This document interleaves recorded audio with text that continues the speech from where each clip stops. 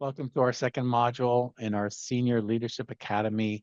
I'm going to share my slides in a moment. It's great to be with you again. I hope you've all been well, and I look forward to spending the next 2.5 hours with you. I'd love to just, as we typically start, we call it overnight mail. Just check in, see if anyone has had any success stories since we last met. Maybe you used some of the skills, maybe it was some of the coaching or other things, and or I'd love to hear any anything that maybe came up for you in some of the coaching circles. Anything to report before we get started on how it's been going with the Senior Leadership Academy and how it's been going with using some of the skills. You can raise your hand, or maybe you can just take yourself off of mute. I'm not sure how many people we have here, but I'd love to hear a comment or two.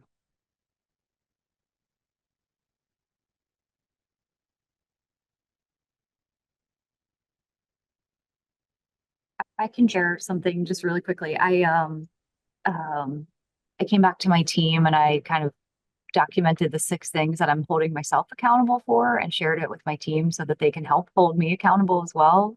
It was Mm. really a combination of the 360 feedback plus some of the coaching learning that we had. So they really appreciated the transparency, and I wanted them to know, there was a good to come from the 3 days that I was out and away from them, Hey, with that investment of time. So that love seemed to that. go over really well. Awesome. Yeah, I love that. Yeah, when you share, when you're more transparent. I mean, we talked about this, during the 3 days. People start to, it's like they're more on your side, as opposed to like, did she get the message and what's she doing? What did she spend the 3 days on too? So people care about you. They also want to know. So thanks for sharing that, Carrie. Great idea. Love that. Anyone else?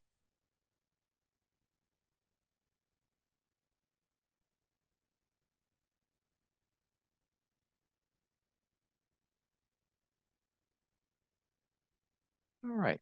Then let's jump in and talk about this program and what we're going to be spending the next 2.5 hours on. So this is part of our, the focus today is on leading people and culture. Today we're going to be focusing on things like psychological safety. We're going to introduce you to our leading high performance teams model, and we're going to spend some time leading remote teams. I remember when we did our final leadership circle, Tom actually brought that up and said, yeah, we could use some help here. So we're going to spend some time talking about hybrid teams. And then since we last met in person, you had the group coaching session. And then the two modules, and you're gonna have a one-on-one coaching session between now and the next module on August 5th, and then we'll get back together in person in September. And then these are the three leadership capabilities and our focus areas, and we're going to be focusing on today um, leading outcomes through people and culture, and we're going to leading outcomes and leading people and culture, and that's going to be the focus over the next two sessions. And specifically, we're going to focus on the areas of accountability, strategic vision, building trust, leveraging diverse perspectives. So it's a lot. There's a lot of different things that we're going to be focusing on. And finally, I really appreciate how present you were over the 3 days. Please do whatever you can to, put your cell phones on stun or silence so that you could be present for the next 2.5 hours. So I want to start by exploring this idea of team, peak team performance. So just thinking about, what would it be like if teams inside your firm were operating at the best? What impact would it have? What would it feel like? What would it do to your energy, your emotions? And then also thinking about, what impact would that have on the firm, collectively at TRowe price? And here's why your role is so important. There's lots of research. Gallup studied this. quite a fair amount. And they found that there's a substantial, I'm looking to the right because that's where my second screen is. There's substantial correlation between employee engagement and team performance. So we know this to be true. When employees are engaged, they tend to perform better. And also, here's the not the rub, but here's the key is that managers account for 70% of the variance in team engagement. So you make the difference. How you set the team norms, um, how you approach mistakes. We talked a lot about you know what happens when people make mistakes, and so today we're going to talk about psychological safety amongst other things. So I want you to start thinking about, well, what does this look like? A peak. So I want you to think about a peak team experience that you had. So this is our first exercise, and we're going to do a breakout shortly after this. And the purpose of this exercise is we want to provide you with an opportunity to reflect on your own experience in high performing teams. Maybe it's the team you're leading now. For me, maybe it's that, team when I worked at McDonald's, and we broke the record for revenue in an hour when I was 16 years old. But I want you to think about a peak team experience. It could be at TRowe, it could be someplace else. Think back over your career life and identify a time when you were part of a team that performed exceptionally well. Again, it could be a non-work related example. And here's what I'm going to ask you to think about. Think about your over your work, career, and life, and identify a time when you're part of a team that performed exceptionally well. What factors contributed to the team's exceptional performance? What factors contributed to the team's exceptional performance? What did the team leader do to contribute to the team's effectiveness? So outside factors or just factors about the team, what did the team leader do specifically? Just to give you a quick example, in my former role, I was on a team that developed an in-house system software. Um, and we were able to do it in half the time it normally took. So that was high performance. And some of the factors that had contributed to that is that we just spent about a year, and I'm kind of looking down a little bit in shame, but it was learning. It was learning, right? We spent about a year trying to install a vendor software into our system, and it didn't work.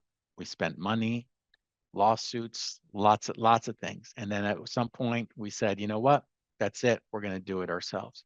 So one of the things that contributed to us being able to do this in half the time is that we had the opportunity to fix our own failure. There are high stakes. We promised this to the organization. Everyone had clear roles, and we really had no excuses this time because we were doing it ourselves with our own developers. So just take a couple of minutes now to reflect on some of the questions on page 3. I don't expect that you'll answer all of the questions. These are just thought starters. And again, page 3, I'm referring to the participant notes document that Brian has been putting in the chat. So make sure you download that now and just reflect, answer some of those questions, and then we'll put you into a breakout to start thinking about it, or start talking about it rather. Questions?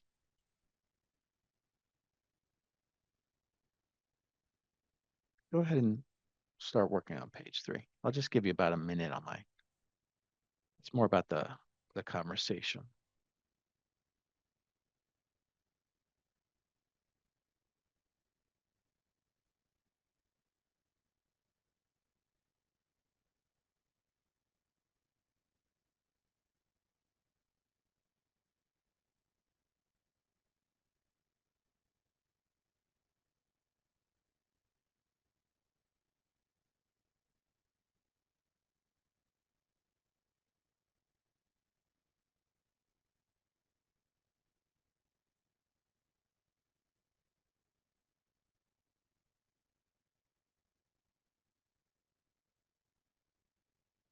Take another 30 seconds.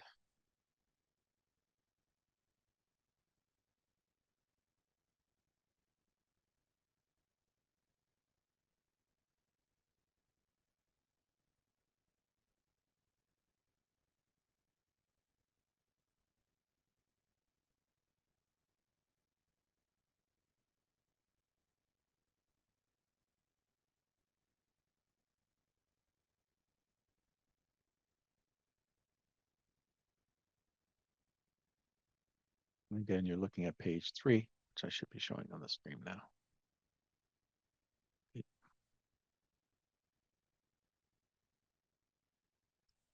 All right, let's jump in. We're going to put you into a breakout group for about 12 minutes, groups of 3, smallish breakouts. So here's what we'd like you to do. Please share your peak team experiences, share your story. And as you listen to the stories, note 4 to 6 common factors that contributed to the performance of the teams, and then also nominate a spokesperson. So I would suggest you do this first, and then so that spokesperson can just take some notes. And when you return, we're going to create a collective list of what are some examples of great peak team experiences, and what are those things that contribute to the great peak team experience, and what the leaders do to contribute to that great peak team experience. Questions before we put you into your breakout rooms? You can take notes on page 4 in your participant guide. All right, folks. I know we have 7 groups, and I would love it if just raise your hand if you're a spokesperson for your group. And Larry, could You I can, ask to go first? yes, I love people who ask to go first. It's good to see you Yeah, again, Barrett. So we got Barrett, likewise. uh, Jeremy. Oh, thanks. Who else? Karen. See, I know. Lee, is that you too? Lee. Looks like Nick. Barrett's in court. We said it looked like he was in a coffin. I thought a confessional It's, booth. I'm I thought it was a literally confessional too. Yeah. literally in a phone booth right now. I'm at the New York Oh, Athletic Center right now for a uh-huh. conference, and it's very old school. And this is a phone booth. Look, there's a phone. Look, all right. I'm not What kidding. is what is So that? That's where Superman hangs out, Barry. We I got know. you. That's where I he gotta get hangs my out. cape on. I'm gonna get my That's right. cape on. All That's right. right. So we'll see. That's good And by the way, stuff. Larry, Yeah. and the reason why I did want to go first because I have to kind of hop out for a little bit, and I'll try to hop back in later. But I just wanted to make sure I participated and was part of the conversation that we had with Tony and Mark here. But I'm going to make it easy for you. Just give me one, no repeats. I don't want to do the colleague calls it the creeping crawl of death. We got a lot of stuff to cover, so just give me one. I'll give you one. Okay, and I think this one was pervasive across all 3 of our stories, and that is adapting slash having agility to adjust as needed. Okay. A follow-up question, not to take too much time, but how did that look like? I don't know if anyone shared any examples, or what does that look like? Yeah, well, so I think one of the best ones was with Tony, and he talked about dragon boat racing, and it was ultra competitive, and so there was just different ways in which they would try to incorporate like new technologies, like a compass. And Tony, I'm probably not articulating this the best way, so keep me honest Mhm. here. But just being able to continue to have that edge to be able to drive.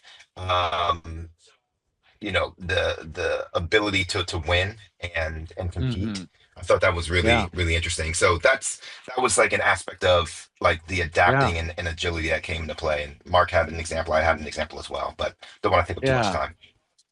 No, thank you, Barrett. And what I'm thinking of is that adapting and agility is almost like the evidence of a high performing team, and then maybe what contributed, what I'm hearing potentially, and Tony, you could correct me if I'm wrong, or Barrett, is like, well, then there's that kind of need, that competition, even the value of wanting to win and compete, that kind of drives that need for agility and adapting. And Tony's shaking his head. Thank you so much. Yeah, Appreciate it. Yeah, let's move on. great. And I want to make sure, I'm gonna no, hop to this 10:30 session. I'll be back on. Okay.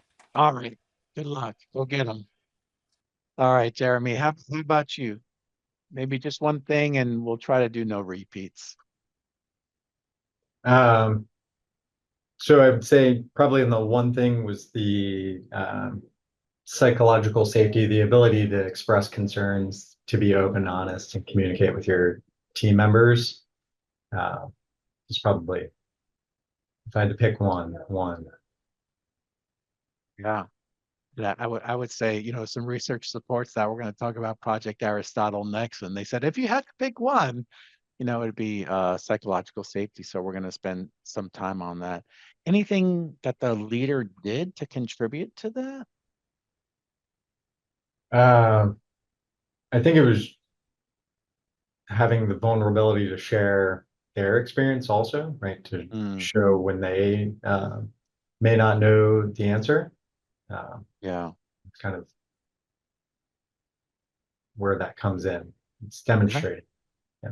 Demonstrating that. Yeah, absolutely. And even just doing that, it's not it can be a whole long process and system and approach and change management and norms and processes. And it's also I'll say little things, those moments to demonstrate some vulnerability that have a huge impact.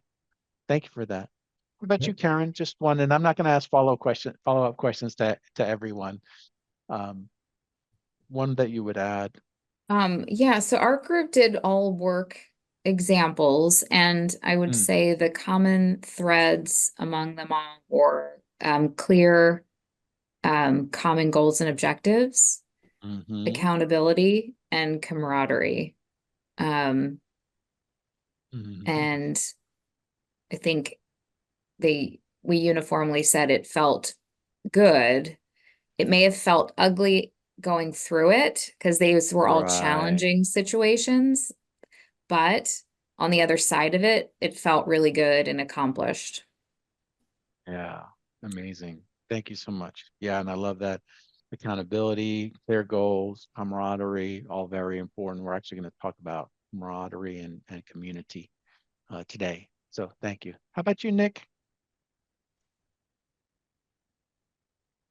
One that you would add, or you're on mute. There you go. So the one that, I mean, I think we have covered some of the topics already, but the one that I can think of right now would be collaboration and compromise.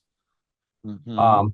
A lot of times, having that common goal, is not enough. Like, you had to be working together and be willing to compromise to accomplish that goal. So you maybe have to do things that you're not comfortable with or that you're not expected to do, but you're willing to do it to accomplish that common goal. Right.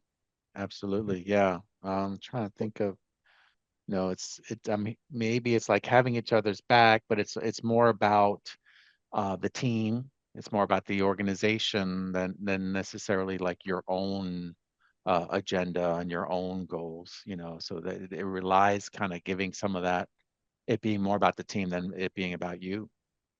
Thank you for that, Nick and team. How about you, Lee? So Just one to add. Yeah. yeah, so we talked a lot about the team feeling empowered and appropriately resourced by leadership. So sort of ensuring that leadership has provided the right amount of support and sort of putting their money where their mouth is by providing the right resources for the initiative, and how you can leverage that feeling of empowerment among the team to drive the importance of the work that you're doing. And also, of course, you need the right resources to be able to accomplish it. Yeah. Love that. Yeah, the resource, that's a strong message, isn't it? When you have, here's our objectives, and oh, by the way, we're going to support this with resources. It really sends a strong message. And I think there's a lot of creativity that can happen in innovation when you have that. How about you, Kate? One that hasn't been mentioned, and then Helen. Yes, that's what I was scanning our list for. Yeah. I don't know if this was explicitly said, but Mhm. in addition to the leader having a strong vision, setting very clear expectations and communicating those up front so that everyone really understands their roles and responsibilities and are all headed in the same direction. Mhm. So we talked a good bit about that theme. Yeah, absolutely. I don't know how many teams I've gone into and done some work with, and they're not exactly sure where they're going, and they're definitely not sure about the roles and responsibilities. And sometimes there's even, what's the word? Um, they don't have the stomach for it. Like they don't want to go. Let's go there and say who's responsible for what, where are there interdependencies. So yeah, I don't, there's an old book, I don't know the name, but this author said like 90% of the team, team building. Remember all the team building we did in the 90s and early 2000s, right? 90% of that would go away if we were clear about our purpose and roles and responsibilities. Because that's when that's not clear, that's where the interpersonal issues come up. So great. All right, Ellen, you're last. What could you add to this? What would you want One to comment, add? we had both like sports and like work examples, and Oh, neat. one common thread was like this no one's an all-star mentality, or like there's like real teamwork, not very hierarchical. Maybe the boss is like really close to the work and engaged. Yeah, I love that. And we're going to talk about, thank you for that, Ellen and team. We're going to talk about we're going to overlay psychological safety, and also in a global, looking at it globally, and leverage the work that we already did from Erin Meyer. And that's one of them. How do we create psychological safety in egalitarian and a more hierarchical environments?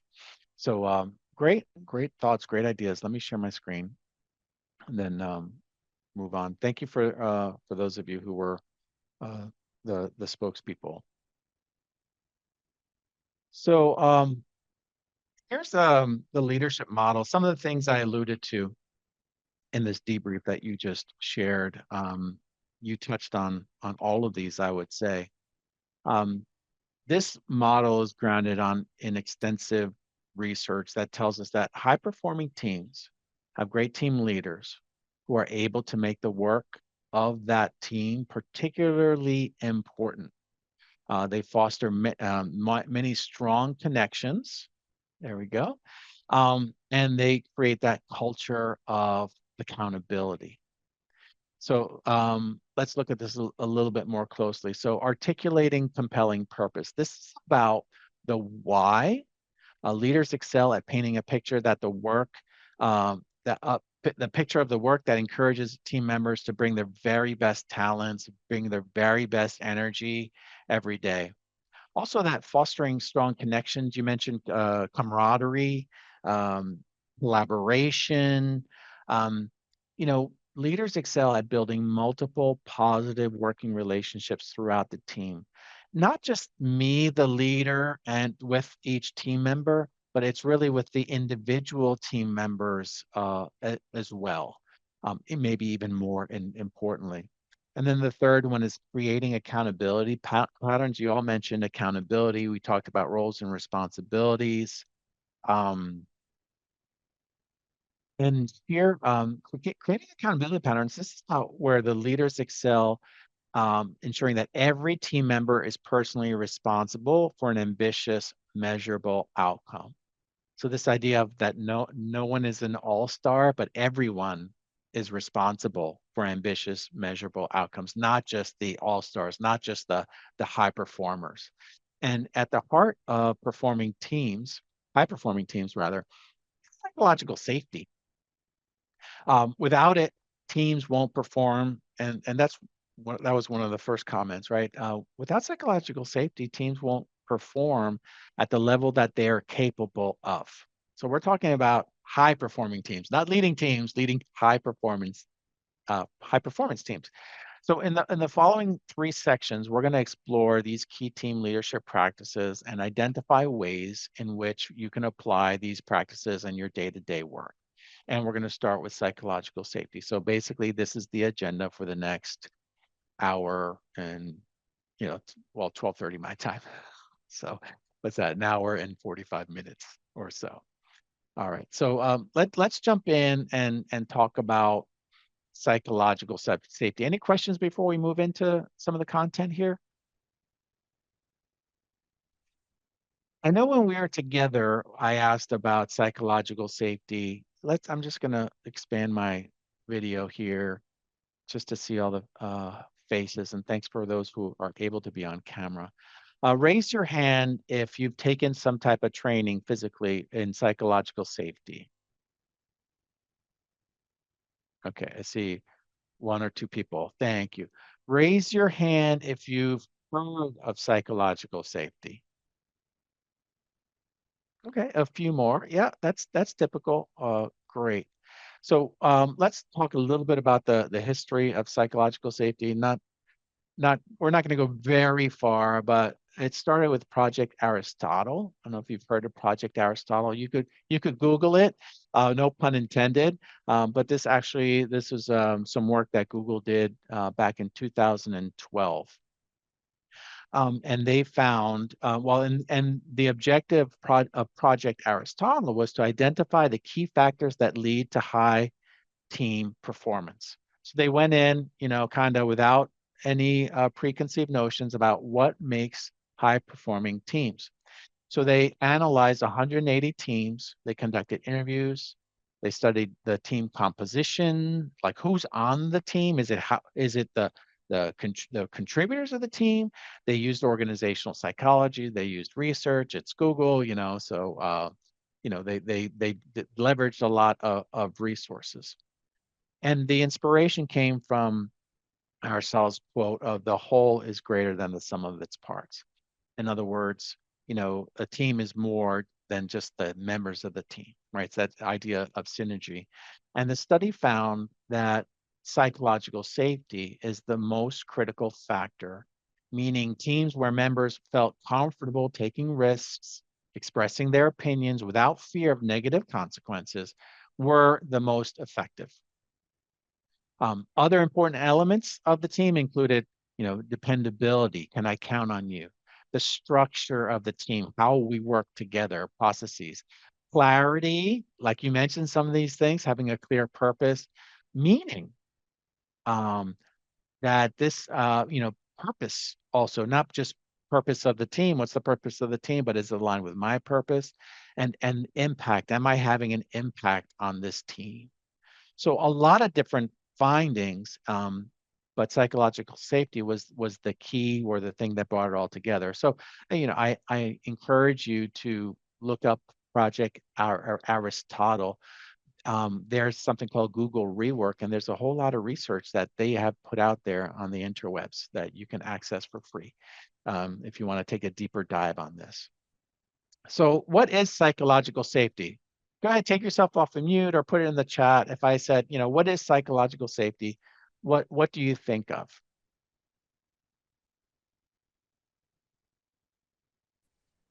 That you can express yourself freely without it being perceived a certain way, and the leader has your back, Has your potentially. back. Yeah. Maybe I would add to that the team. I'm sure you're thinking about that as well, and feeling free to express yourself. What else? Thank you, Amrita. Anyone else have something different? An environment where everyone on the team feels like they can be honest and candid, that they can succeed together, fail together, and they're able to learn from those experiences versus feeling they would be perceived in a negative way. Yeah, that the word candid comes up time and time again with the studies. It's like even having the default of being able to be candid without there being like retribution, so to speak. Exactly what you said, Vinette. Thank you so much. So according to Amy Edmondson, and this is her not her definition but a quote on it, she said psychological safety is a belief that the environment is safe for interpersonal risk taking. And again, I remember from when we met in person, I talked about her research that she in hospitals, where she found that the high performing teams were the ones that actually reported making the most mistakes. So there's certain beliefs around from Amy Edmondson that she came up with through her research that around team norms that helped establish psychological safety. And thus, in turn, help make them high performing, right? We're talking about high psychological safety because it's a key ingredient for high performing teams. So I really like how she did this. So this is what she says. So when there's an inclusive climate, I feel like I'm included. I'm part of the team. I contribute to the team. When team members see the team as inclusive, they are more inclined to speak up and to contribute to the work. Willingness to help. When team members see each other as willing to help, they will speak up when they are unsure about something. So earlier we talked about, someone mentioned the team having your back and the leader having your back. Also, attitude to risk and failure. When team members believe they won't be blamed by the team for mistakes, then they will try new things and report problems. So they're much more likely to innovate, as a matter of fact, and be candid when things are not working. Then finally, open conversation. When team members believe that open and candid conversations are possible, they tackle hard problems together. So none of this, sometimes, I don't know if safety might have been the wrong word, but sometimes people, and we're going to talk about misconceptions of psychological safety later on, but none of this says it's about being safe or being secure or being warm and fuzzy. It's really about challenging and creating that environment where we can challenge each other without feeling that it's going to be held against me. So all of this is on page 6. So you have it, and encourage you to keep looking at it. So just to summarize, there's a lot of research on high performing teams that points to psychological safety as a key. We also know that you, the team leader, you have a huge influence on the team members' perception of psychological safety. So we're going to do an exercise now.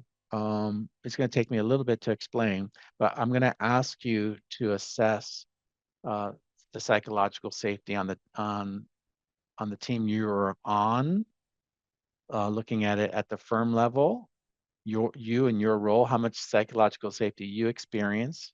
That's team 1. And then we're going to ask you to do that on page 7. And then we're going to ask you, to think about your team, the team you lead, and what is their perception? What is your perception of their perception of the team's psychological safety? My European colleagues, your European colleagues, talked much about team 1 and team 2. And I said, well, we didn't really hear that much in our session here in Baltimore. Do y'all understand or use this concept of team 1 and team 2? Does that mean something to you? No? Okay. All right. Is that So referring here, to like their matrix teams, Larry? Or some? No, it's referring to the notion that your team 1 is the team on which you sit. So if you sit in a lead team, that is that should be the primary team on which you're focused. Whereas the people you direct are your team 2. And it's really about most people have the most focus on the team of directs, the work that they themselves direct and own, when they should really be looking up and focused on the team that they sit on themselves, so that work is distributed across the organization and so that leaders are connected, and it ultimately translates down into a more positive experience for your directs. Thank you. For Never heard jumping that. in. Yeah, interesting. Yeah, and yeah, it sounded like it was pervasive. I'm like, I don't know about that, because we didn't really talk about that. So so I'm sure I would have heard it, but that's it. So I want you to think about. So hey, a new concept for you. Some of your European and Asia Pac colleagues are using some of this terminology. So here's what I'm going to ask you to do. I'll give you some instructions, and then I'm going to pause. I want you to think about the team that you're on, also maybe expanding it, TRowe Price, the firm. And then, so what is this? So these are 7 questions that Amy Edmondson used to research, engage the amount of psychological safety on the team. You could scan the questions now. They're on page 7 and page 8. And then we have a scale from 1 to 5, strongly agree, disagree, 1, all the way to strongly agree. So for yourself, I want you to think about, and I encourage you to answer as honestly and transparently as you can. I'm not going to ask you to share your results with anyone, but we are going to put you into a breakout and ask you to share your results with everyone. No, I'm going to ask you to share, like, what did you learn from this? What areas might you have more or less psychological safety? But I'm not going to ask you to hand this over to anyone. So I encourage you to be as honest as possible with yourself. So I'm going to ask you to take a moment and think about the team you're on, team 1, as Layla just described, the firm and the team that you're on, or maybe with your colleagues. To what extent do you personally feel psychological safety based on the 7 questions? And then for team 2, think about the team that you lead. And not so much like your perception, but the perception of the team members. And if you don't know, then maybe that's a 3. You're like, I don't know if um, team members feel it's easy to ask for help. I don't necessarily see them asking for the help, but I don't know if it's because they're not comfortable or they don't need it. So again, it's just for you.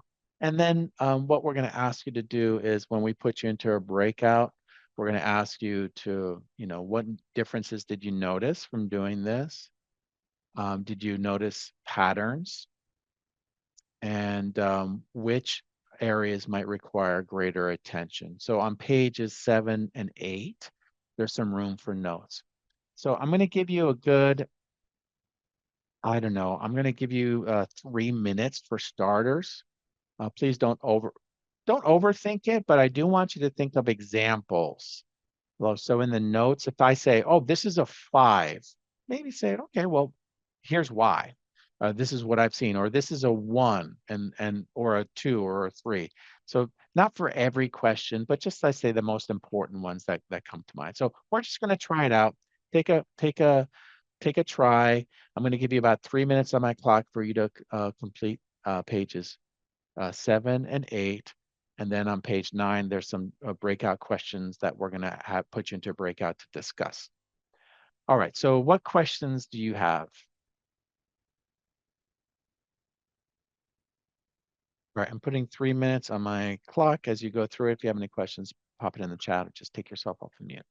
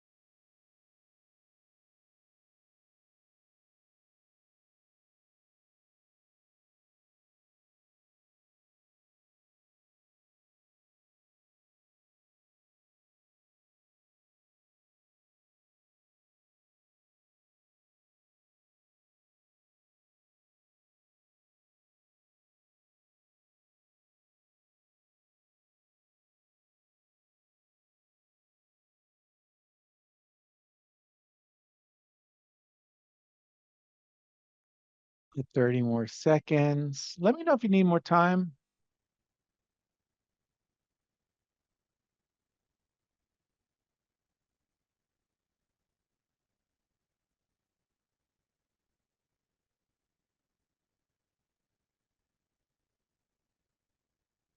Okay. Does anyone need more time? Okay, cool. I'm reading body language. It looks like we're good. So let me share. Oh, my screen is shared already. So here's what we're gonna have you do. We're gonna put you into your breakout groups for about 12 minutes. So it's gonna be somewhat fast. Groups of 3, a couple groups of 4, and really just jot down some thoughts on page 9. These are the questions that you see on the screen. We don't need a spokesperson, but you know, when you return, I'm going to ask you to share something around what it is that you discovered around the scores differing. Again, patterns that you may have noticed, and like what areas maybe require more attention. So we'll just do a large group discussion when we return. Questions before we send you off? All right, have a good breakout. See you in 12 minutes. Yeah, I'd just love to hear a little bit. Well, let me just share some of the questions so you know it's in your workbooks, but so you know what I'm going to ask you about. But I'd love to hear anyone who's willing to share. Again, you know, confidentiality. We don't need to name names and whatnot. What you know is shared in the room stays in the room. But definitely, we want to share the learning. Did you notice any differences between the team you're on and the team you lead?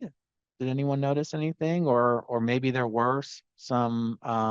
Please don't share someone else's stories or information, but were there some similarities or trends? One thing I would just say that came up in our discussion is that, you know, change happens, right? So I think some of this can be situational. Like we had cases where I have a new leader, some people have newer associates.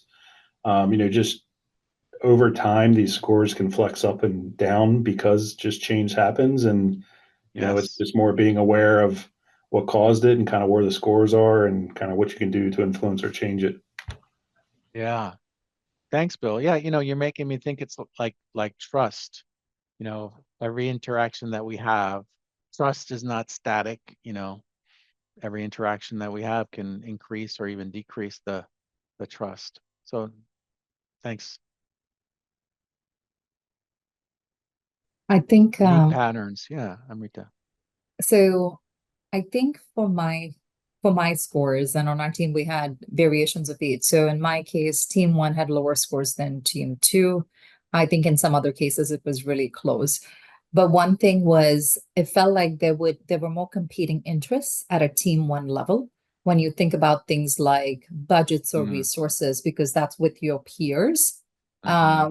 Whereas with team 2, you have more control over it. You're able to set, you know, we're all working in service of a goal for that team. Whereas at your peer level, I don't know if it necessarily plays out as well that way. Interesting. I would add to that point, for team 1, in some instances, the span of individuals within that team it's very large, which then obviously cuts into the amount of time that can be spent across all of those very different functions to create those synergies or even to align at times. So by default, you kind of focus in on what's your highest priority. And for some groups, it's considerably large. So you may at times be having interactions where the discussion doesn't include necessarily anything that's in your remit. So it's even more difficult to find those opportunities for synergy. Interesting. Thank you. How about you, Kate? You had something? I kind of had the opposite scoring from Amrita, where the team one I'm on is a pretty established lead team. We've worked together for several years. We know each other really well. There's a high degree of trust and kind of having each other's backs. My team two, I have more junior team members, and I was just reflecting on there's kind of a lower tolerance for risk with the work they're doing. And I don't know if this would make them feel like it's less safe to take risks because of that. So I was just reflecting on how to make sure my more junior folks really feel like they can escalate issues, share observations and opinions in meetings. Right. And so that was just an interesting thing for me to think about, just because the nature of their roles is quite different from like the folks on my tier one, my team one. Yeah. Yeah, it's interesting. Like you mentioned earlier, I think it was Bill, around there being so many different factors, right? And I also think about stages, my early career, my mid-career, where I am now, now like just I have a lot of psychological safety because, it's like I am who I am, pretty confident in who I am, believe it or not, and what I know, and much more comfortable kind of putting it out there as opposed to maybe earlier in my career, maybe, and I think that has to do with me. But again, the leader can have a huge influence on that. Maybe not as comfortable sharing for fear of, even what's going on outside. I'm starting to build my savings, children's and partners, and lots of those things that maybe can be contributing factors to safety. So yeah, thank you. What about you, Layla? One of the things my group talked about was blind spots related to team two, meaning I don't think any leader is going to go through this assessment and think they've established an environment where there isn't psychological safety. We all know our intentions, and we all, I assume, have positive intentions. And so we just talked about it may be easier for us to say that there is psychological safety on the team that we lead, Sure. and we may not have full line of sight into people's real perspectives there. Absolutely. Absolutely.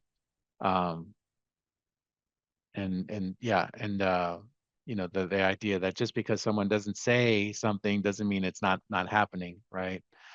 Especially when you're a senior leader, and again, there's a lot of um, consequences. So yeah, thank you for sharing that perspective.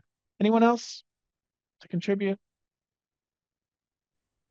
I'll just say we also talked about what Layla just talked about. And I'd be really curious if we could like anonymously give this to our teams and see if Yeah. I match their numbers. Because of course, like for me personally, my team two was a lot higher score than my team one. And I think a lot of that I can attribute to time. Team one, there's not a whole lot of time with them. I mean, everybody has their own business that they're leading, right? Their own part of this team. And it's a lot harder to get on that calendar, right? It's a lot harder to have those conversations. But team two, I feel like I'm a lot closer to. So I mean, there may be some bias in my fours and fives, So I'd love to do this for the team and see where they kind of come out. Yeah. Yeah. And I think that is, and we're going to talk about what are some of the things that we can do as leaders, promote psychological safety. And what you just described, Dom, is one of them, making psychological safety a priority, sharing that. And this is really one way of doing it, is to ask some of these questions, and even better if it can be anonymous. So great. We just wanted you to kind of try it out and um, see what came up for you. Last question, then we'll move on. Move on to more psychological safety, and then we really need to move on. Was there a question here that maybe an area that was rated lowest, or an area that you need to be focusing on, or just said like, I have no idea? Any of the questions on the screen? You could just put the number in the chat. Let's see if we could just see if there's any trends. And let's do it for your team. do it for team 2.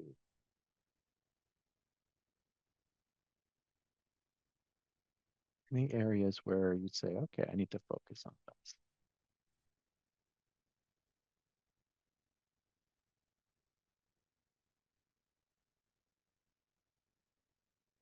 Mhm.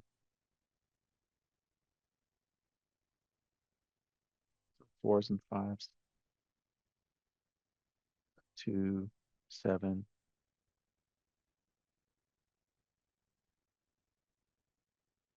I remember, going back to my early days, and I had just joined Prudential in Northeast Florida uh, from Merrill Lynch, and there was this person who was the rising star, and something happened in a meeting. She said something, and that was it for her career. No longer a rising star. And I remember a college professor called it being mushroomed, where to grow mushrooms, they need dark places and manure. And I'm not trying to say this funny, but being mushroom meant like you're gonna basically not get any more opportunities. It's gonna be dark, and you're gonna be fed those bad roles or those bad projects. So that sends a strong message. And to me, what just joining this organization, the same organization, I said, all right, I need to be very careful. So I wasn't about to take risks. Um, all right, so great thoughts there. Any other questions or comments before we move on? Okay, so let's talk a little bit about what, and this is going to be a little fast, but what people get wrong about psychological safety. And there's an article, Brian, actually, if you could put this into the chat. One of the things that they get wrong, it's about being nice. Think back to conversations we talked about, TRowe nice. It's really about being clear. And I remember, I think it was Kate who said, clear is kind, from Brene Brown. So it's not about, so what people get wrong is that it's about being nice. It's about being comfortable. Teams that don't surface hard truths perform worse than those that do. Okay. So it's not saying we're going to all be comfortable here. It's about again, a myth about lowering standards. Psychological safety and accountability are distinct dimensions. Sometimes we think they're on opposite ends of a continuum, but they're not. High performance requires both psychological safety and standards, high standards. It's about security. The article mentions that when Google, they had layoffs. They laid off 12,000 employees, and employees posted about, hey, it's not psychological safe. I thought we had psychological safety. But again, that's not what it means. Psychological safety is about that freedom to be candid, like you all mentioned, and Rita specifically. It's not a policy. Can't be mandated any more than you can mandate trust me, or mandate motivation.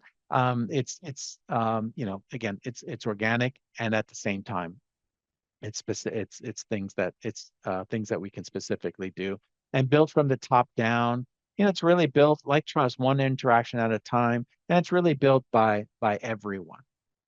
So those are some myths. And here are some examples from Amy Edmondson and in her book, The Fearless Organization, um, around how do we create psychological safety.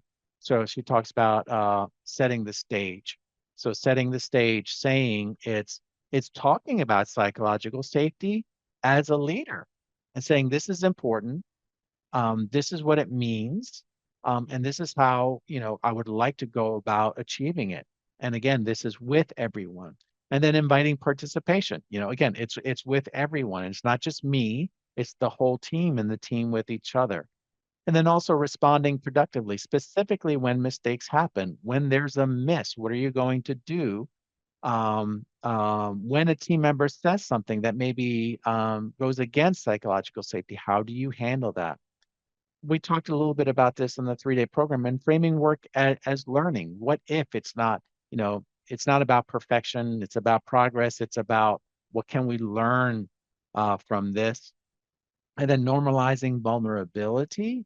So this is, one of you said it, I apologize, exactly who it was, but saying like, as a leader, how do I react? And one of the best things that you can do is to say, you know what, I wasn't perfect. I made the mistake. That one's on me. So when you do that and you normalize it and you go first, then others are much more likely to do that. So, you know, 5 kind of powerful things that you can do, and some of this is in the articles that we've shared and can share to give you some more information. And there's more information on page 10 as well. It's a real nice takeaway for you. So let's explore. I'm going to do this somewhat quickly. Let's explore how we might look at this on a global team. And this is all in your participant guide. So again, it's a nice takeaway for you. I'm going to go through them again somewhat quickly, but stop me if you have questions. And the first part is about how might you promote psychological safety in a hierarchical versus egalitarian leadership cultural environment. Remember here, let's talk about setting the stage. So how might you set the stage in hierarchical versus egalitarian environments? When in hierarchical cultures, the leaders must explicitly state that speaking up is encouraged.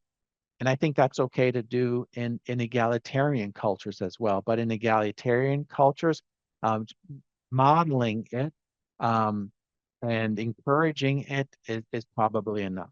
But think about hierarchical. When you're the boss, there's a big space between the boss and the associates. Then you need to be a little bit more explicit. Again, this is a takeaway. You have it. The second principle that we just covered is about inviting participation. My apologies. So how might you invite participation when in low versus high context, communication cultures? And when there's, so using structured turn taking or anonymous tools in high context or confrontation averse cultures might be a way to go about. Remember, high context is when it's not explicit. We're expected to read between the lines. And then a confrontation averse is self-explanatory. So here you might include some processes for people to do things anonymously so their voices can be heard. In low context cultures, encourage open floor discussions.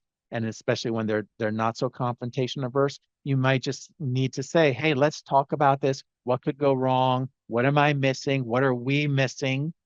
Who disagrees? What do you disagree with? It could be much more in the open, so to speak. Next is how might you respond productively, especially when there is a miss or a mistake in a direct versus indirect feedback environment. So here it's I just want to make here, yeah. So match the response tone to the feedback norms. If it's a place where there's direct negative feedback, you can meet that, mirror that. And then if there's indirect negative feedback culture, you can see again some of the countries use softened language in indirect cultures. Be concise but kind in direct cultures as well. All right, so you can be much more concise and direct in direct cultures, especially when something goes wrong and when we need to respond to mistakes. This other concept or principle about framework as learning, how does this relate to confrontational versus those cultures that avoid confrontation, especially when you're disagreeing? So normalize mistakes differently. So in risk-averse cultures, you might want to emphasize learning in private. Versus in risk-tolerant cultures, celebrate public sharing of lessons. Right, so they may be much more tolerant and say, hey, this is what we learned. You could do that in public versus maybe more in private for confrontation in those cultures that avoid confrontation. I always remember Japan. I have a good friend that lives there, and he taught me about their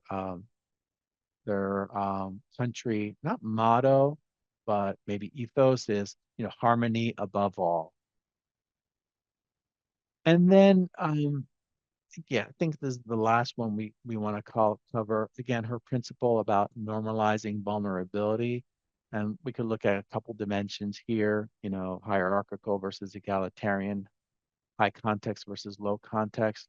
When we're communicating and leading, in high context, or hierarchical settings, leaders should model vulnerability subtly, asking questions. What could we improve? How could we do this better?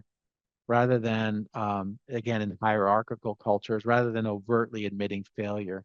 Because when we do that in hierarchical cultures, you might lose, respect, or they value that, the leader, what the leader says.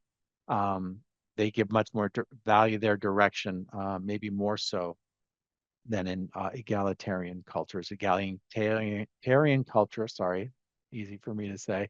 Again, the leader is seen more as a facilitator. I know that was a lot. We wanted to kind of bring back some of that Amy Edmondson work around, not Amy Edmondson, Erin Meyer work around different cultures. Any reactions, comments?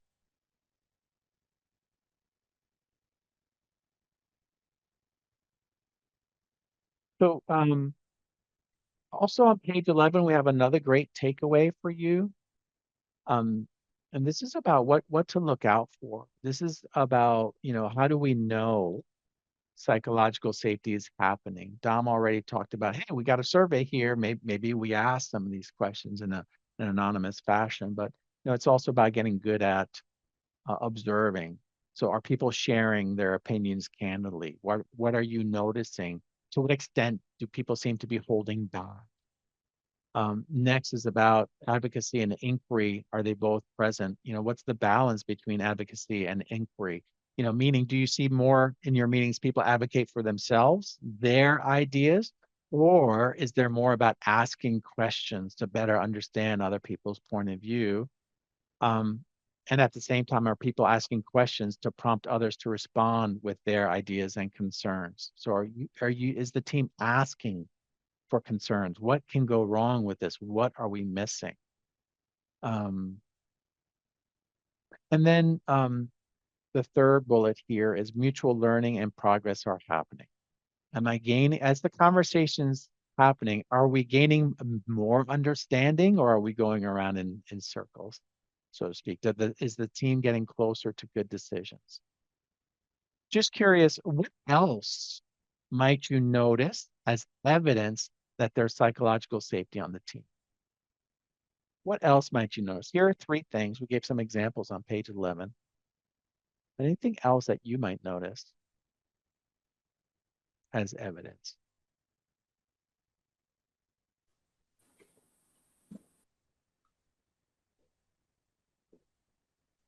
Like bouncing ideas. Sorry. Okay. All right, let me go with Ellen and then Kate. I was like bouncing ideas off each other, like being vulnerable in that way. Like I could be wrong. Someone pushed back, on my hypothesis. Great, absolutely, love that. Kate. I was just gonna say, like, escalating issues quickly, the kind of bad Okay. news travels fast mentality, where Yeah. stuff is going wrong, you're hearing about it quickly. Right, absolutely, and maybe not thinking so much about yourself. Yeah. How about you, Vinette? I would say there's less meetings after the meeting because everything that needed to be said happens during the initial meeting. Yeah.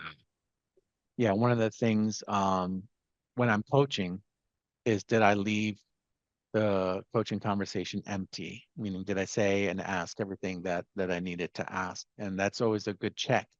And when I don't, I'm thinking, well, why did I hold back? And maybe it has to do with some, psychological safety that I have with that individual. All right, great ideas. Thank you so much. So this is what we're going to do. If you look on page 21, this is a worksheet. We're going to keep going to it for the next, hour and minus. And just take some notes. First question there, what will you do to build a more psychologically safe workplace?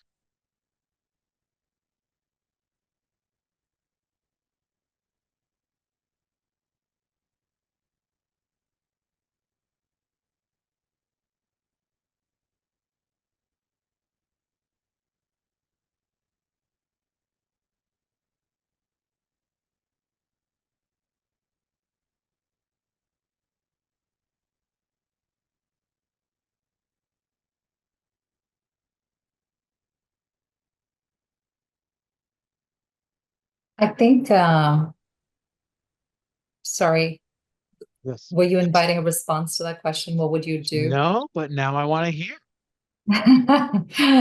I was going to say, give your team more air cover, because when mistakes are made, especially in very visible settings, you're dealing with not just the fallout on the team, but across and above, right? So what can you do to give them more air cover and navigate that in a way that helps build that trust and that psychological safety? Absolutely. Absolutely. I think that's very powerful. For me, I would feel more comfortable taking risks if that's the case. All right, so yeah, so take a note on page 21, and then we're going to move forward, and we're actually going to start to explore the model that we described. There's, three parts to the model. There's, the compelling vision, there's the connections, and then there's accountability.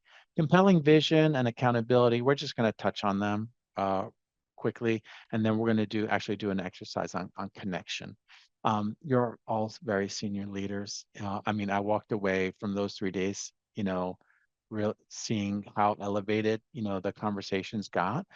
So I know y'all have experience with this and are probably have a lot to share about it, and can do it well. So I'm just going to touch on a couple of those, and then the connection piece. I'm hoping that you're going to find that kind of interesting and fun. So we're going to start with the first leadership practice, articulating a compelling vision. Again, light touch on this one. So why is purpose and vision so important? Every high-performing team believes it exists for a compelling reason and that the world is better for what it does. Its purpose is not the task or the work it does, but the benefit it delivers. So again, just the theme or ethos, to use that word twice, around purpose. So let's now explore some ways or some considerations when creating purpose. And you might remember Sam. I introduced you to Sam and POC. Sam is about senior leaders being is strategy, A, alignment, M is motivation, and then POC is planning, organizing, and controlling. So this has to do with alignment and motivation. As leaders, you are responsible for communicating the purpose. This has to do with the strategy. This has to do with the alignment. And you're responsible for aligning the organizational purpose, the team purpose, and the individual purpose. All right, so very important roles. And we're going to start with organizational purpose. So ideally, we want the purpose to just funnel all the way down from the top. You should be familiar with this. What's the organizational purpose? Team 1 purpose, team 2 or our team's purpose, and then getting it all the way down to the individuals. So let's look at organizational purpose. And this is from a great article. Actually, I have the link here. And I'm just so fast at putting this stuff in, copy and pasting. But here's a kind of article around from HBR on what's the purpose of your purpose. So purpose is something, it can be overused these days, like the word paradigm and optimization in the early 2000s. So as leaders, we need to be very mindful of why we want to focus on purpose, because you want to get this right. You don't want it to seem inauthentic. And then from the article, the authors talk about 3 types of purpose. There's competence-based purpose.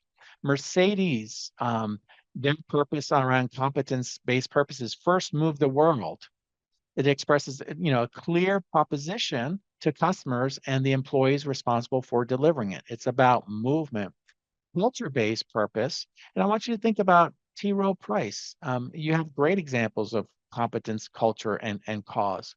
Culture purpose, I think of Zappos, to live and deliver wow. They were very much around the culture. And what this does is about creating an internal alignment and collaboration. And then you have cause, the social good to which we aspire. Cause-based purposes tend to receive the most attention. put in the chat, can you think of companies or organizations that are largely focused on cause? And I encourage you not to not to put in a nonprofit organization, like let's say the Red Cross comes to mind. But just think about cause-based purposes. They largely, they're companies that push for societal change, and they tend to be, more visible. Any come to mind for you? Put in the chat. Yeah, Tom's. I think that's the only one I can think of. But yeah, that's a great example. Karen, any other ones? And maybe it's not like just one that's all we do, but some companies do have that certain aspects around. I also think about let me read another comment. Bombas. Yeah. Yeah, there's I mentioned it when we were there around body positivity. It's not Neutrogena, L'Oreal. I think it's L'Oreal, and I'm seeing more and more ads that really focus on body positivity. Patagonia. Oh yeah, I think Patagonia, Jeremy, you may know this. Dove. Thank you, Vanette. Yeah, Dove. I think Patagonia, they're now taking like all their profits. Yes, they're paying their employees and everything that, but they're not about you know, increasing their own profitability. They're mostly about giving back. All right, so that's the team, the organizational purpose. Then there's the team team purpose. As leaders, we have the responsibility to make sure that people feel connected at the team level. So if I asked your team, what is your team's compelling purpose? What would they say? If I asked you, what is your team's compelling purpose? What would you say? Is it clear? Does your team know? Are they aligned? Are you aligned with the team? I wonder if there's some work that can be done there. And often I find that the leader is clear, but the team maybe not so much. Or within the team it varies. So we're going to give you the opportunity to reflect on your team's purpose in a moment. And here's a quote from one of our colleagues at Bluepoint. They did some work. They went into a retirement home, and they were doing some consulting with the team that runs the retirement home. And she asked, what's your team's purpose? So one person raised their hand and said, our purpose is that we take care of old people. And she said, yes, and so they started to ask more questions. She started to ask more questions, and then my colleague, helped them really come down to this. I help give the greatest generation a place to call home where they can share and be honored for their life stories. Now, I'm not part of the greatest generation.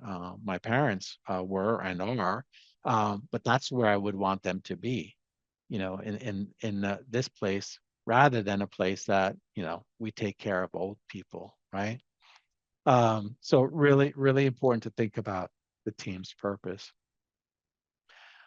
If you look on page 13, we have some thought starter questions. So not for now, but you may already have a clear team purpose. But just take a moment now, just scan the questions on page 13 and make some notes about your team's purpose at the bottom of the page. I'm not asking you to write a mission or vision statement. Just read the questions and think about, as you think about your team's purpose, how might it evolve based on some of these questions? So just I'll give you about 90 seconds to do that now. Or you could just simply answer the questions.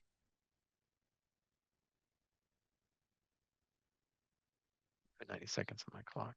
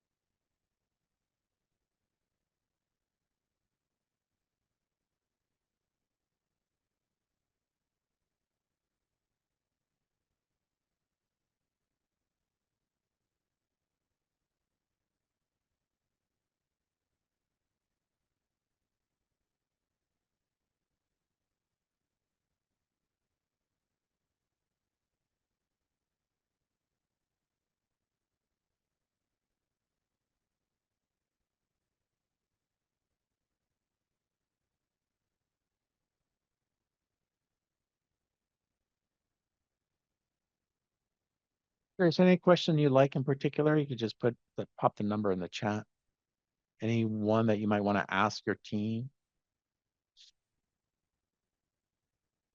These are some pretty good coaching questions. My group coaching, if you will.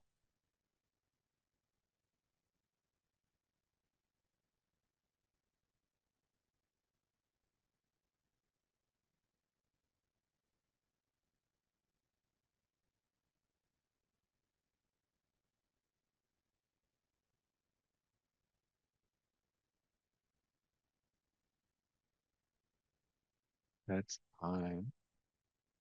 Several nines. How can every team member have a starring role in their work? I love that. That's very inclusive, creates a sense of belonging, creates a sense of accountability. Yeah, which is the third part of our model as well. Yeah, so a lot of nines. And I think sometimes we could get lost in the machine.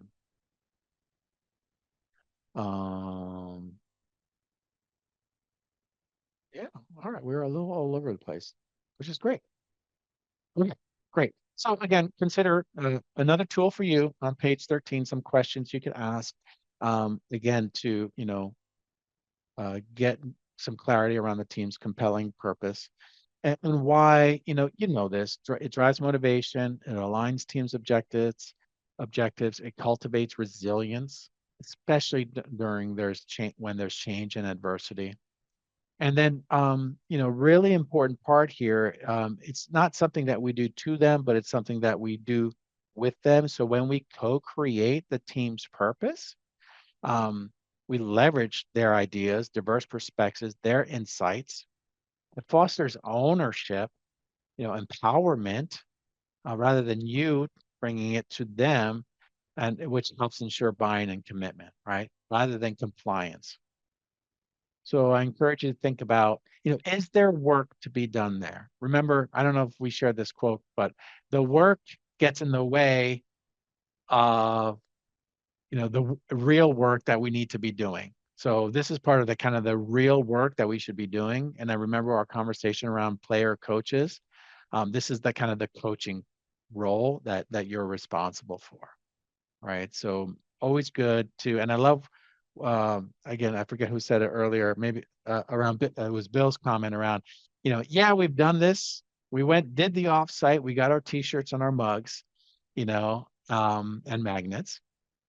But when was the last time you did that? And maybe there's an opportunity to revisit it. Questions, comments?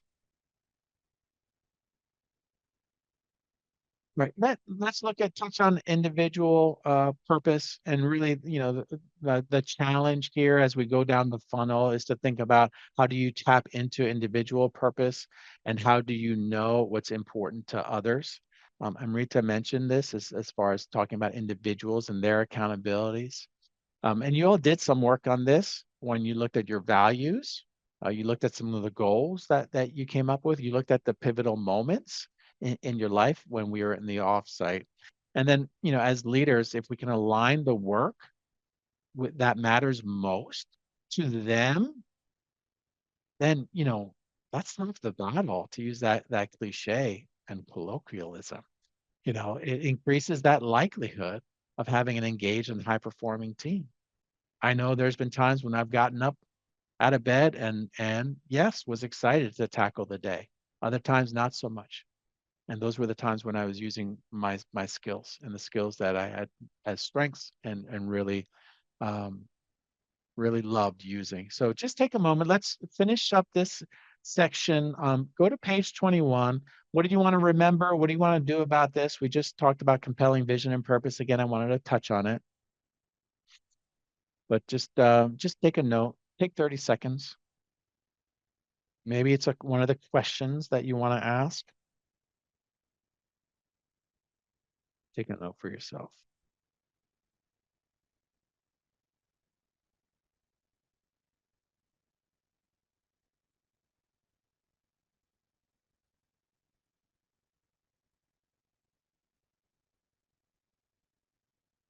It's the second question on page 21.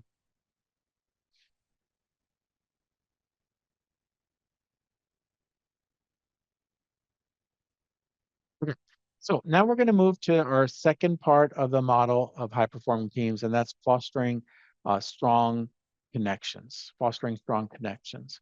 So here we go. So what do the connections look like on your team?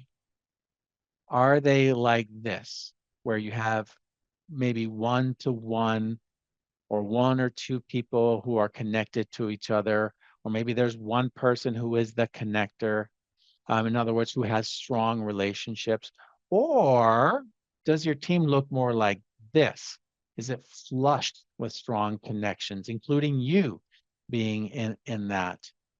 Do people work together, generate ideas together, genuinely care for each other? Now, I was doing some team coaching, and I observed one team member was asking for help. She was literally asking, I don't have the time to do this right now. It's really important. I could use some help. And no one volunteered. So I was just observing them work together. So I asked them about that. I said, I noticed that so and so asked for help and no one volunteered to help her. Did anyone else notice that? What's behind that? And then quote, another person responded, if Jackie needs help, I will bend over backwards to help her because she is my girl. That's what this person said. What was not said was that I'm not going to do that for Jill because we don't have that bond, right? So again, very strong connections with 2 people, but not with that third. So like, what about your team? We're going to do this in a moment, but I want you to think about, what do the connections look like on your team? Just take 30 seconds. On page 14, there's some room. What do the connections on your team look like? Do they look like this? Do they look like this? Just take a couple notes. And then we're going to move on to how to build stronger connections. I'm going to ask you to think about that.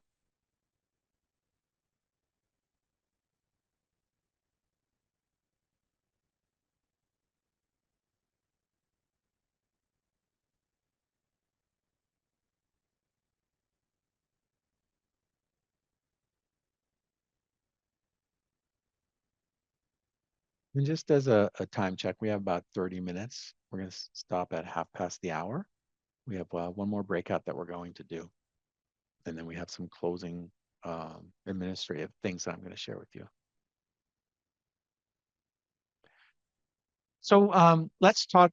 I'd love to get maybe 1 or 2, thoughts from you all, especially those who lead hybrid teams, or maybe you're on hybrid teams. Let's talk about that briefly. We have some ideas for you. They're on page 15, but don't look at that yet. But what are some of the key challenges to building strong connections? It looks like this in hybrid teams. Raise your hand or take yourself off of mute. We talked about hybrid teams a little bit when we met in person. One thing that comes to mind for me is just, I have 2 hybrid individuals, and there's just communication gaps. Like when we're all in the office, I can just freely talk to them, and I have to always be mindful, like, oh, I got to remember this to connect in my remote workers because we're not on Zoom. Right. That's a great point. It's about slowing down. I'm like, wait a second. No, I thought I told everyone. No, I just told the folks that were here co-located with me. Yeah. What are the challenges?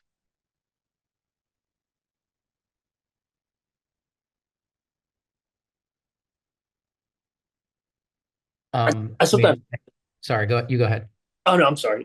Just from the aspect of a hybrid or remote associate, just not being at the corporate headquarters, the quote unquote mothership, kind of sympathizing a little bit more with that. I've tried to hone in on that with one of my new associates who spent 14 years at Lord Abbott, her entire career, now joined TRowe on an island in the middle of New Jersey, right? Like just kind of trying to put myself in her position and stay close without micromanaging.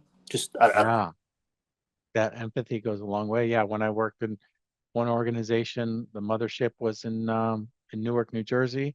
I worked there, and then I also worked in Jacksonville, Florida. Completely different experience, and the access to the people completely different, and the information. How about one more comment, Tom? Sure. I mean, I can go back to that idea of the island, right? Like I have somebody on my team in London, but I'm not there frequently, right? So making sure that they feel connected. But I think looking at like a global team is also like a challenge is just time zones. How do we Sure. like meet with people when we have people in time zones across the globe when there's not one that works for every single person? So somebody always has to make that sacrifice Yes. working across teams in MEN APAC. And how do you make sure that APAC isn't always getting on in the middle of their night, right? Right. Sometimes we need to make Right. those sacrifices too. Yeah. Yeah. Thank you. Thank you for that.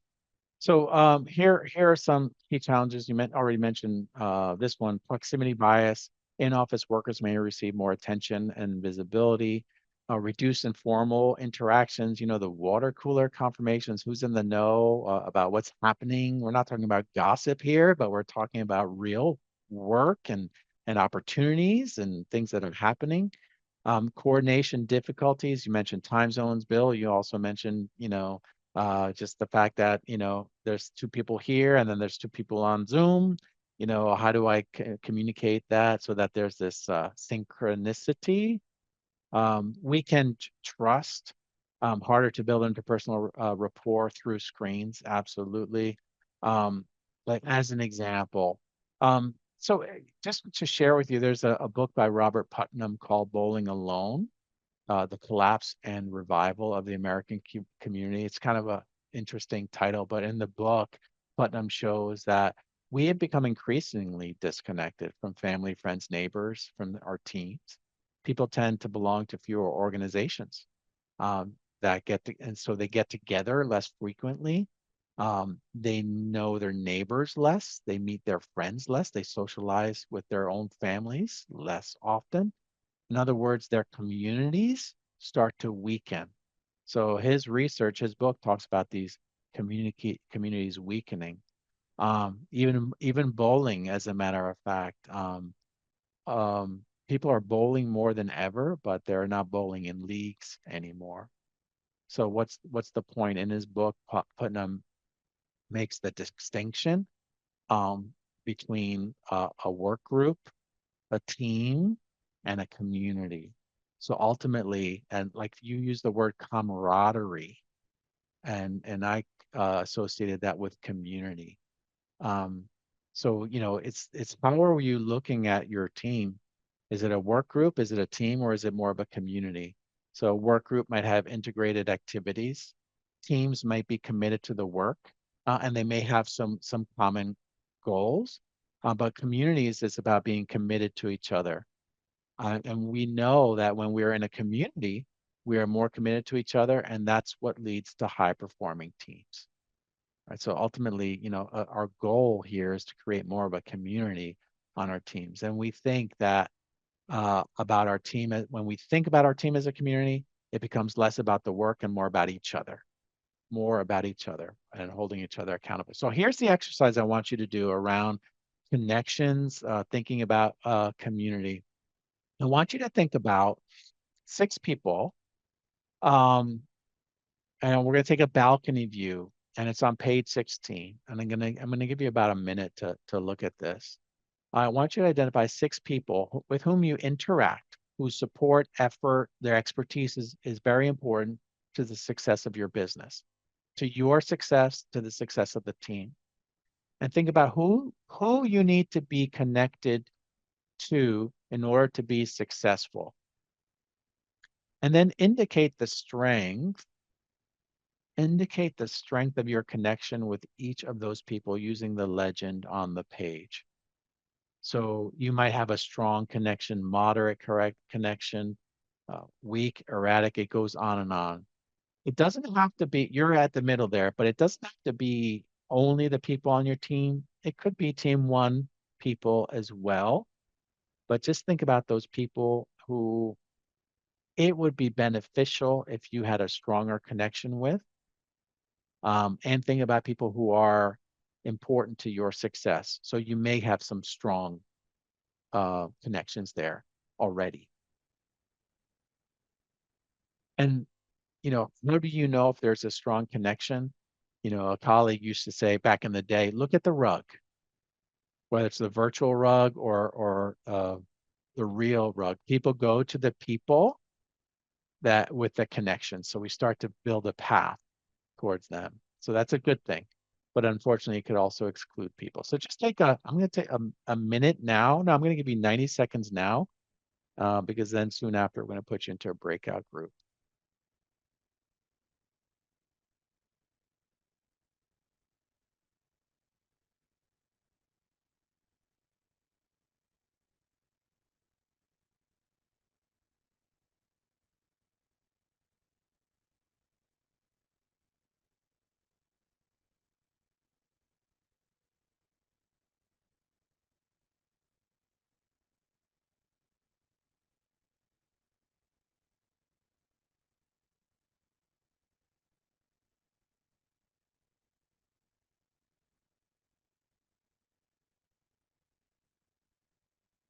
Another minute or so.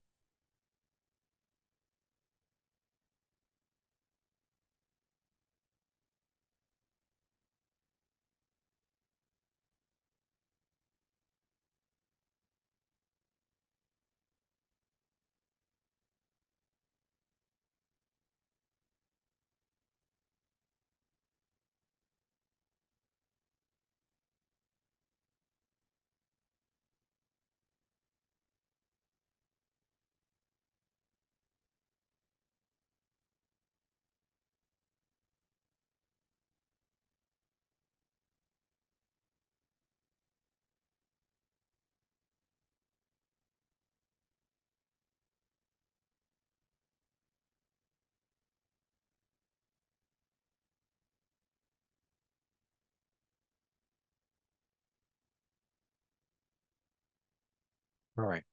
I want to share with you a model around how to build connections. I'm going to give you kind of a quick example, something that happened in my real life. I was working in this organization, had a new chief learning officer, and he was now it was early in my career. He was a PhD, organizational psychology, staff at the Air Force Academy, graduate of the Air Force Academy, like really super smart guy. And I started to try to make a connection with him. So I'd ask about families. And typically when we try to make a connection, we look for what? Like, what do we have in common? We really had very little in common. And eventually I was like, "Oh, I'm not seeing it. I'm not feeling it." So I kind of gave up. We just didn't really have anything in common. Then one day he comes to my little cube, my little world, and he talks to me and he says, Larry, I noticed that, the team has a lot of respect for you. And you're able to ask them to do some difficult things. And I'll be honest with you, I've been struggling with that myself. And I'm curious, where do you want your career to go? What are you looking for, from this organization, and what support do you need? And it was like an immediate connection, right? So all along, I was going about it trying to say, do you have kids? Do you like to, that sort of, how was your weekend? Not really getting much, but he coming to me, he did it. It was quite masterful. Like he did it the right way. So what are we talking about? And this is the model.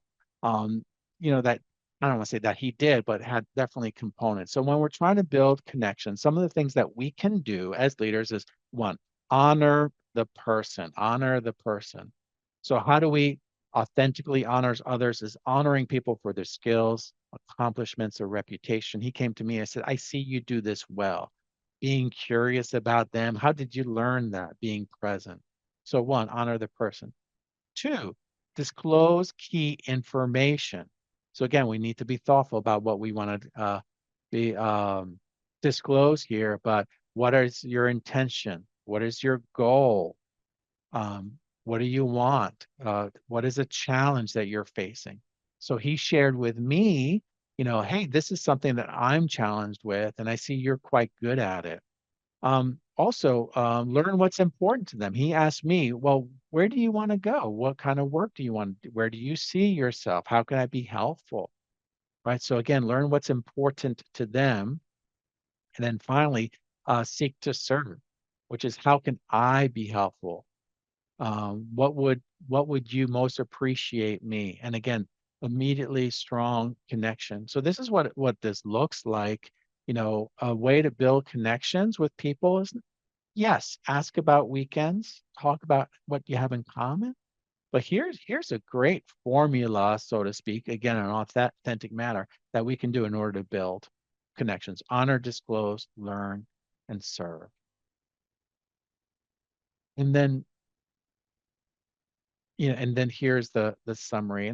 So I want you to think about, not to ask you to answer out loud, but think about, like, which of these come naturally for you? Which do you tend to do?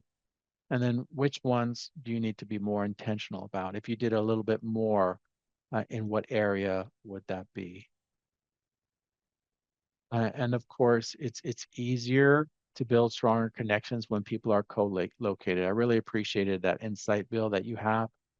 And on page 15, we have some tips for creating stronger connections in hybrid teams. I'm not going to go over them all. You have them as a takeaway, so I encourage you to read these on your own time. But here's what we're going to do. We're gonna put you into your breakout groups, and we're going to do it for 12 minutes.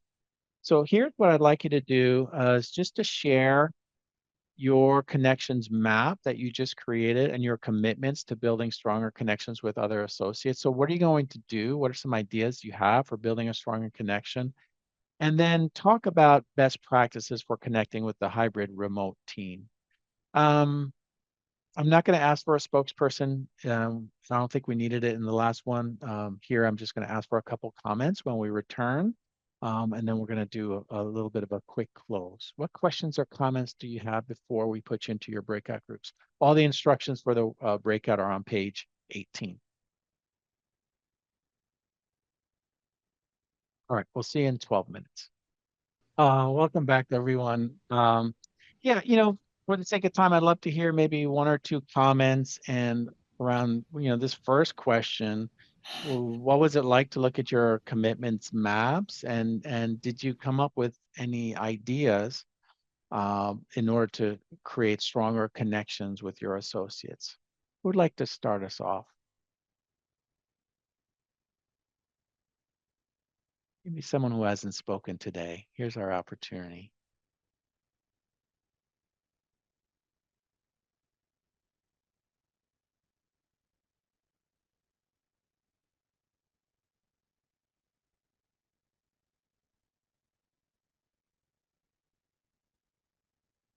Can go. I don't like awkward silences. So I think our team talked about sort of who we picked and why and how far out of our relationships we went. So like Tony went really wide, which I thought was interesting, like outside of the firm even, right? Right. And Cool. with clients or, peers or whatever, which I thought was really interesting. Yeah. And I personally spoke about, like, it was interesting. I was reflecting on the fact that there's one that's uncertain or erratic or whatever, but I chose to not put it on there. Why did I do that? So trying to Yeah. understand, like, avoidance. Why am I avoiding this? And I should probably not. So anyway, Yeah. interesting. It is interesting. Thank you, Karen. And I use that leveraging your avoidance comment in my comment around the carpet. And I remember walking into that cube farm and I'm like going one way, then I'm like, I'm gonna go this way. And I'm like, why am I making a hard right here? I'm like, because you want to, have an interaction with such and such person. And maybe that's the person I really need to form a stronger connection with. So I love that. I really like hearing too, and just challenge all of you, like Tony did, like even thinking outside your work area. think, again, the purpose was, people who contribute to your success, but also outside your geography. You know, Bill talked about, that it's easier with the people who are with you, co-located with you, but is there opportunity to build a stronger connection with people outside your geography as well? All right, let's move on. Thank you for that, Karen and others. On page 21, I'm not, yeah, just take 30 seconds. Let's finish this, worksheet on page 21. What will you do to build better connections at the firm? Just take 30 seconds.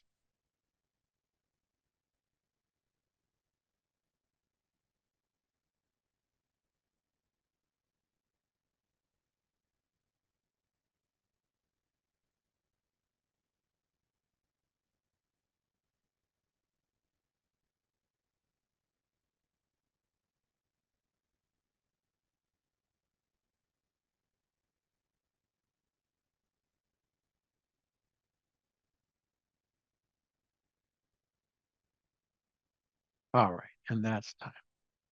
Okay, so as I mentioned earlier, I just wanted to touch on creating accountability patterns. I get the sense that this is something that you're quite good at. But just to share some of the principles around accountability and teamwork, when we think about accountability, giving people responsibility, empowerment, it's in order to honor the team members, which is part of creating a connection. I remember very clearly when I got a big responsibility and I felt very empowered and part of the team. Each team member is responsible for unique, specific outcomes. So it's much harder to hold people accountable, But when it's the team is responsible for that, but really being clear on what is that each individual's specific outcomes, and then clear accountability patterns result in extraordinary team alignment. So when they're working together, it's knowing where the fences are, where are their handoffs. If that is not clear, it makes it more difficult to have accountability. And then there's this pattern around accountability. It starts with outcomes. I need to know what I'm responsible for, where the goal line is. It's not about the how, but it's about the what. Measures, constantly giving feedback and measuring along the way, and then being generous with appreciation. It's your job. It really isn't good enough. People want to be acknowledged for their contributions. They want to feel valued. And when they feel valued, they're much more engaged. So that's the model. And then just finally, I'm not going to ask you to do this now, but just think about what's one commitment you're going to do as a result of this. And here's some important information. I want to talk about what's next. So next, you have a one-on-one coaching. I encourage you to think about some of the, on page 21, what were some of the things you identified as commitments? So I would encourage you to share that with your coach. And here, and this is in your workbook, if you go all the way to the end, we have a roster of your EMEA APAC cohorts, and your roster is there as well. But here's what we're asking you to do, and this is important if you could hang on for just a little while longer.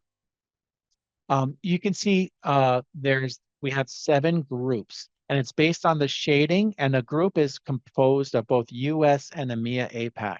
One of the things we heard you say was, I want to connect with the other group more, and they want to connect with you. So what we're asking you to do prior to our next session on August 5th, schedule 1 to 2 meetings with your assigned connection group. This is in your workbook. You could see them on the slide here. And then use the meetings to gather perspectives and insights from each other's SLA experience to date. Most importantly, get to know each other, learn from each other, and support each other.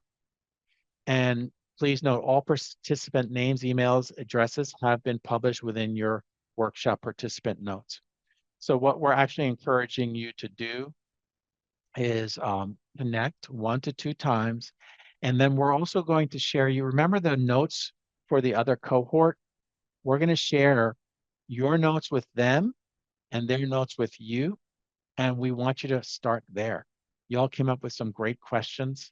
So that's a meeting right there. Plus, have some dialogue around some of those questions that you came up with. So that's all going to be shared with you afterwards, including the resources, the books that we discussed over when we were in person and today. So we're going to share with you not the books, but the book names and the summary of those books as well. So I apologize for going a little bit over. It's up to you to decide who initiates the first one. But your colleagues from EMEA APAC, they just attended the program this morning, our time. So go ahead and reach out and schedule your first call with them. But tomorrow, by the end of the week, you'll get some more information about this, and we're going to give you some more tools for doing that. Questions, comments, concerns, anything else before we close today?